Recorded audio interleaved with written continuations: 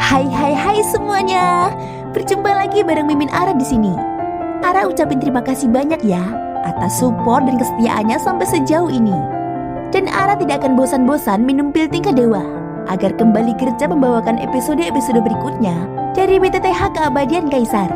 Pokoknya jangan bosan-bosan untuk mengikuti kelanjutannya. Kalau tidak, Ara akan membuat kalian tidak bisa tertawa atau menangis. Let's go. Mari kita masuk ke ilusi seni radionya. Setelah upayanya menggunakan kekuatan tubuh fisik tidak membuahkan hasil maksimal, Xiaoyan memutuskan untuk mengerahkan kekuatan esensi api dan guntur yang menjadi kekuatan asal miliknya. Namun lawan yang dia hadapi bukanlah sosok biasa. Pria berjubah hitam itu seperti bayangan kelam yang tak bisa disentuh, begitu licin dan mematikan. Ketika Xiaoyan melancarkan serangan, pria itu malah memutar balik keadaan. Dengan kekuatan jiwa ilusinya, dia menyerap esensi kekuatan Xiaoyan ke dalam sebuah lingkaran cahaya hitam yang melayang seperti lubang hitam yang hendak menelan segalanya. "Kau ingin menghancurkanku," ucap pria berjubah hitam itu. "Lubang hitammu memang menakutkan, tetapi pasti ada batasnya." Xiaoyan tidak tinggal diam. Di antara kedua telapak tangannya, 3 api dengan warna dan kekuatan berbeda mulai berputar cepat, saling membelit seperti 3 naga liar.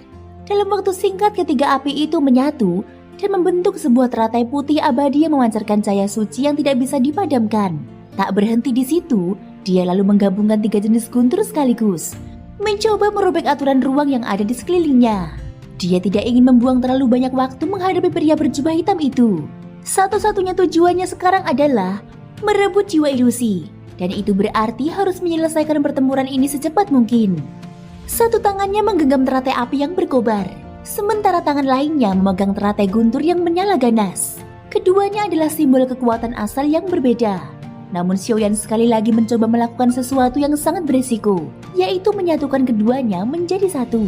Bukan kali pertama dia melakukannya, tapi bahaya dari penyatuan 2 kekuatan yang bertolak belakang ini tetap tidak berkurang. Jika gagal, tubuhnya sendiri akan menjadi korban ledakan yang maha dahsyat. Penyatuan ini menuntut kekuatan fisik yang luar biasa. Dan hanya karena tubuhnya telah ditempa begitu keras, dia berani mengambil langkah ini. Teratai api abadi yang melayang di belakangnya terus memompa kekuatan ke dalam tubuh Xiaoyan.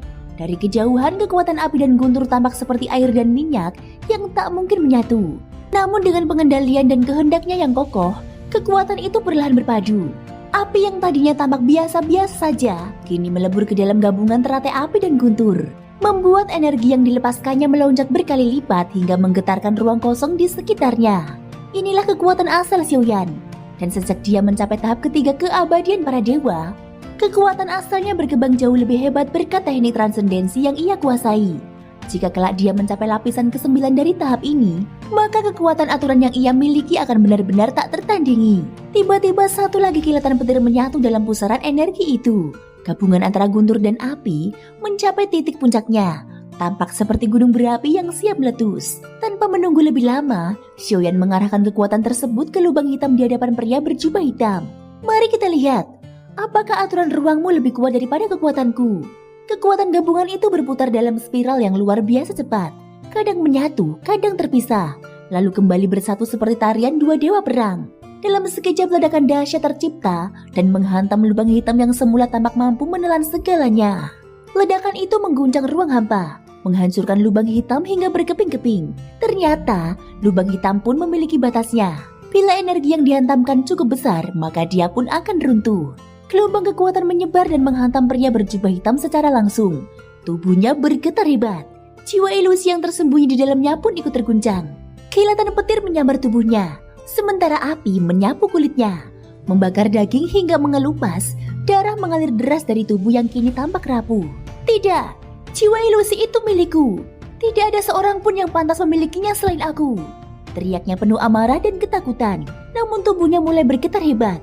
Dan meski dia mencoba mengusir api dan guntur dari tubuhnya, usahanya sia-sia. Sosoknya yang terbentuk dari niat jahat ternyata tak mampu melawan kekuatan absolut yang berasal dari asal dunia. Apalagi kekuatan asal Xiaoyan lebih unggul. Dia bukan sekedar pengguna api atau guntur, melainkan keduanya sekaligus. Dan itu cukup untuk menghancurkan niat jahat yang telah bercokol selama bertahun-tahun. Tubuh pria berjubah hitam itu mulai menyusut seperti bunga yang kehilangan air. Kulitnya mengering, dagingnya memudar. Hingga akhirnya yang tersisa hanyalah kerangka yang duduk bersila dengan mata kosong. Rongga matanya yang tadinya menyala kini redup dan kepalanya jatuh ke dada. Dia tak bernyawa. Xiaoyan menghela nafas panjang menenangkan dirinya. Semua ini bisa ia selesaikan lebih cepat karena kekuatan asal yang telah lama terkumpul di dalam tubuhnya. Kekuatan itu terus tumbuh dan berkembang, mendominasi setiap inci tubuhnya. Namun sebelum dia sempat beristirahat, puluhan sosok mulai muncul dari sekelilingnya. Ledakan terdengar dari tubuh mereka, dan dalam beberapa saat penampilan mereka berubah menjadi manusia biasa seperti semula. Ekspresi kegembiraan muncul di wajah mereka setelah terbebas. Namun saat mata mereka tertuju pada Xiaoyan, bukan rasa terima kasih yang terpancar, melainkan keserakahan. Tidak ada niat baik di sorot mata mereka. Meskipun mereka tak sanggup mengalahkan pria berjubah hitam sebelumnya, bukan berarti mereka tidak sanggup mengalahkan Xiaoyan. Apalagi jumlah mereka lebih dari 10 orang. Dan meskipun mereka belum sepakat, tujuan mereka sama, yaitu jiwa ilusi. Salah satu dari mereka, seorang kultivator tahap keempat keabadian para dewa, melangkah maju. Tekanan auranya langsung menghantam Xiaoyan. "Saudara," ucapnya dengan nada penuh hormat yang terdengar palsu. "Teknikmu sungguh luar biasa. Kami memang kau selamatkan, dan kami berterima kasih. Sebagai gantinya, kami bisa memberimu ramuan atau apapun yang kau butuhkan. Namun soal jiwa ilusi, kami juga sudah menghabiskan banyak tenaga untuk sampai ke sini. Dan jangan lupa, keberhasilanmu mengalahkan pria berjubah hitam itu juga karena peran kami sebelumnya." Beberapa orang lain mengangguk setuju. Ucapan itu membuka pintu bagi mereka yang sebelumnya ragu untuk ikut maju. Kesempatan mendapatkan kekuatan asal tidak datang 2 kali. Xiaoyan tersenyum tipis, matanya menyipit, memandang mereka satu persatu. "Menarik sekali," ucapnya dingin.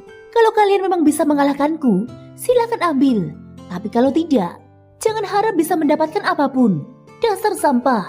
Tanpa menunggu reaksi mereka, api abadi di belakangnya kembali menyala, menyelimuti ruang hampa di sekelilingnya. Xiaoyan tahu hanya satu dari mereka yang berada di tahap keempat. Sisanya masih tahap ketiga. Jika mereka menyerang bersamaan, ini akan menjadi pertempuran berat. Tapi Xiaoyan tak akan mundur. Tak perlu bersikap sombong," kata pria dari tahap keempat itu sambil menyilangkan tangan. "Apa yang kami katakan adalah kenyataan. Kamu cuma 1 orang. Bahkan dengan semua triknya, kau tetap akan mati jika kami bergabung. Kami menghargai jasamu. Jadi pergilah, dan semuanya selesai di sini." Mendengar ini Xiaoyan terkekeh. "Tahap keempat ya? Ini bukan pertama kalinya aku membunuh orang sepertimu." Tanpa aba-aba lagi, Xiaoyan melesat seperti angin. Kepalan tangannya menyapu udara, seperti bulan sabit yang siap mengoyak musuhnya. Sasarannya jelas, pria yang barusan berbicara. Thank you guys sudah mendengarkan cerita aku di episode kali ini sampai akhir. Pokoknya ikutin terus kelanjutan episode berikutnya ya. Semoga hari kalian menyenangkan. Sampai jumpa dan bye-bye.